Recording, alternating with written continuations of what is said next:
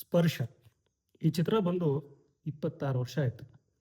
26 ವರ್ಷದ ಹಿಂದೆ ಜುಲೈ 23, 2000ರಲ್ಲಿ ಈ ಚಿತ್ರ ರಿಲೀಸ್ ಆಗಿತ್ತು.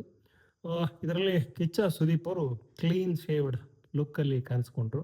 ಸೊ ಚಂದಕ್ಕಿಂತ ಚಂದ ನೀನೇ ಸುಂದರ ಅನ್ನುವಂಥ ಹಾಡು ತುಂಬ ಗಮನ ಸೆಳೀತು.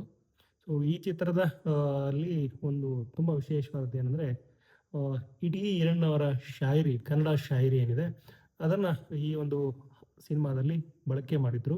ಸೊ ಅದನ್ನು ಸುದೀಪ್ ಅವರು ತಮ್ಮ ಗಡಸಾದ ಧ್ವನಿಯಲ್ಲಿ ಹೇಳ್ತಿದ್ರು. ತುಂಬ ಚೆನ್ನಾಗಿ ಕೇಳ್ತಾ ಇತ್ತು ಅದು. ಸೊ ಇನ್ನು ಸ್ಪರ್ಶ ರೇಖಾ ನಟಿ ಏನಿದ್ದಾರೆ, ಸೊ ಅವರು ಈ ಚಿತ್ರದ ನಾಯಕಿ. ಸೊ ಅದಕ್ಕೆ ಇವರು ಈ ಸಿನಿಮಾ ಬಂದ ಮೇಲೆ ಸ್ಪರ್ಶ ರೇಖಾ ಅಂತ ಕೂಡ ಕರೆಸ್ಕೊಂಡ್ರು. ನಟಿ ಸುಧಾರಾಣಿ ಸೊ ಈ ಚಿತ್ರದಲ್ಲಿ ಪ್ರಮುಖ ಪಾತ್ರ ಮಾಡಿರುವಂಥದ್ದು. ಇವರ ಈ ಚಿತ್ರ 23 ವರ್ಷ ಅಲ್ಲ, 26 ವರ್ಷದ ಹಿಂದೆ ರಿಲೀಸ್ ಆಗಿತ್ತು. ಇವತ್ತಿಗೆ ಅಂದರೆ ಜುಲೈ 23, 2026ಕ್ಕೆ ಬರೋಬ್ಬರಿ 26 ವರ್ಷ ಆಗುತ್ತೆ. ಸೊ 26 ವರ್ಷದ ಸಮಯದಲ್ಲಿ ಈ ಚಿತ್ರದ ಬಗ್ಗೆ ನಾನು ಗೊತ್ತಿರುವಂಥದ್ದು, ಹಾಗೆಯೇ ನಾನು ಓದ್ಕೊಂಡಿರುವಂಥದ್ದು ಒಂದಷ್ಟು ವಿಚಾರವನ್ನು ನಿಮ್ಮ ಜೊತೆಗೆ ಹಂಚ್ಕೋತೀನಿ. ಸೊ ಒಂದು ಏನಂತಂದರೆ, ಈ ಚಿತ್ರ ರಿಲೀಸ್ ಆದಂಥ ಸಂದರ್ಭದಲ್ಲಿ ಈಗಾಗಲೇ ನಾಳೆ ಹೇಳಿದಂತೆ ಚಂದಕ್ಕಿಂತ ಚಂದ ಹಾಡು ಏನಿದೆಯಲ್ಲ ಅದು ತುಂಬ ಪಾಪ್ಯುಲರ್ ಆಗಿತ್ತು. ಹಾಗೆಯೇ ಶಾಯರಿ ಇಟಗಿರಣ್ಣ ಯಾರು ಅನ್ನುವಂಥದ್ದಲ್ಲಿ ಹುಡುಕುವಂಥ ಪ್ರಯತ್ನಗಳು ಕೂಡ ಆಗಿತ್ತು. ಆಗಿನ ಸಂದರ್ಭದಲ್ಲಿ ಯುವಕರು ಈ ಚಿತ್ರದ ಹಾಡುಗಳನ್ನು ಕೇಳ್ತಾ ಶಾಯರಿಯೂ ಕೂಡ ಮನಸ್ಸಲ್ಲಿ ಇಟ್ಕೊಂಡಿದ್ರು.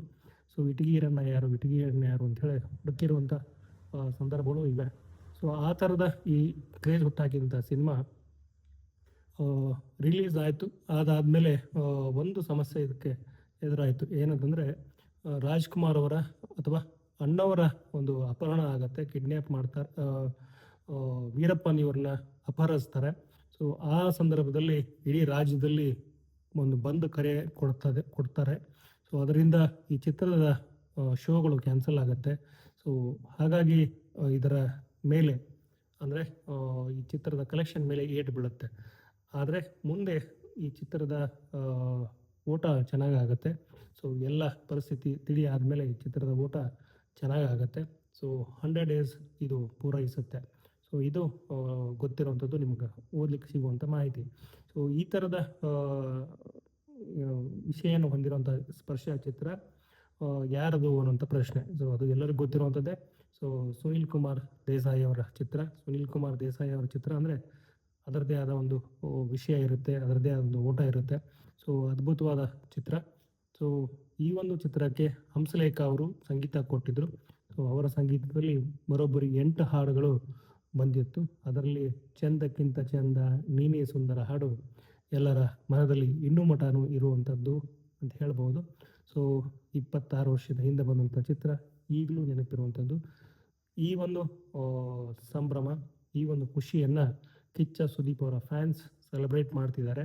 ಸೊ ಒಂದು ವಿಡಿಯೋ ಕೂಡ ಮಾಡಿರುವಂಥದ್ದು. ಅಂದರೆ ಒಂದು ಸಿನಿಮಾ ಸದಾ ಉಳಿಯುವಂಥದ್ದು ಮನಸ್ಸಲ್ಲಿ.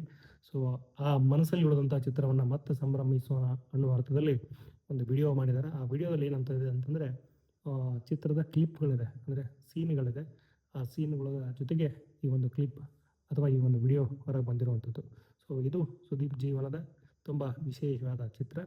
ತಾಯವ ಮತ್ತು ಪ್ರತ್ಯರ್ಥ ಸಿನಿಮಾ ಬಂದಾದಮೇಲೆ ಬಂದಂಥ ಚಿತ್ರ ಈ ಸ್ಪರ್ಶ ಅಂತ ಹೇಳ್ತಾ ನನ್ನ ಮಾತನ್ನು ಮುಗಿಸ್ತಾ ಇದ್ದೀನಿ.